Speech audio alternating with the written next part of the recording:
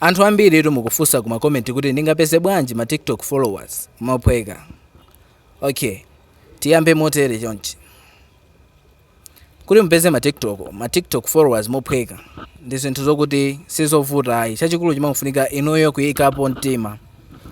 Akakhala 1000 uja amakhala nthawi zina zake kuti ndosavuta chifukwa kuti tingonisana njira yoyamba imene timapangira. Titha kupanga click apa poyambirira apa pa corner apa. Tikapanga click pamenepo tipita apa pa settings and privacy. After pamenepo mupanga click apa lemba kuti privacy.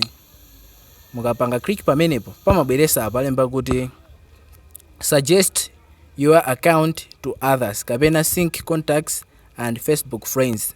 Ndekuti mmene mumayenera mupangemo click mwachisanzo tikapanga click apa contacts, Facebook friends ndi people who open or send links to you.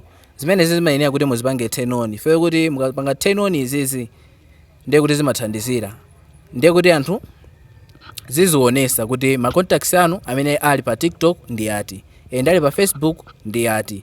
Nde ngati ma Facebook muli ndi ma friends ochuluka zimathandizira ife kuti anthu ambiri apa Facebook mwina kungopanga follow ambiri azipezeka kuti akupanga ndi follow back. Ife kuti amakhala kuti anthu amakuziwani.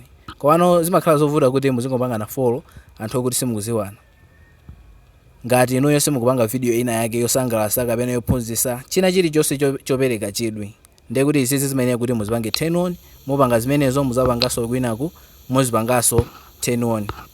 Zimene zizi zikhale on. Apa pa zili off ineyo koma pa inupo muyenera muzipange turn on. Nde imeneyo ndi njira yoyamba imene anthu amagwirisira ntchito kuti apeze ma followers mophweka. Njira yachiwiri imakhala njira yokuti umatha kumangopanga follow aliyense amene munthu aliyense amene utamuone ende umangoona kuti akupanga follow back ndi angati. Ndekuti zimakhalanso kuti zikuthandiza. Okupanga follow back yo ndekuti amakhala kuti ndi ma followers yako amenewo. Komano njira yachitatu imene imayenera kuti inuyo muyenera mukhale ndi niche ya account yanuyo. Ndi niche yena kumafunsa kuti niche ndi chani. Mukuyenera kukhala ndi chinthu chimene mumapanga inuyo.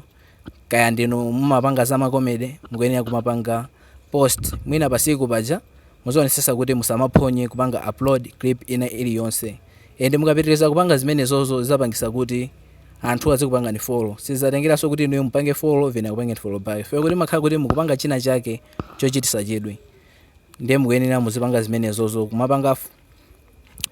kumapanga ma videos anichi yanuyo. Ndiye manichi alipo ambiri mbiri yokuti aliyense apa atha kusankha yake yokuti azipanga. Ende mukapanga choncho muzakhala ndi ma followers mophweka komanso muzapeza musavuta. Ndiye chachikulu chimafunika kuyikapo effort kuti mpeze ma followers pa TikTok pano.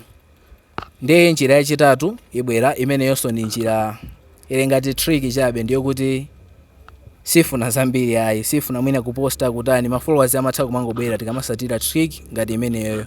Ndiye tatiye tionanenso ku video yosatira. Ngati muli ndi funso mutha kumafunsa popanga comment. Ndiye njira imeneyonso ngati mukuyifuna kuti ikuthandizireni ndiye kuti mupanga comment. Ndiye kuti tionanenso ku video yosatira.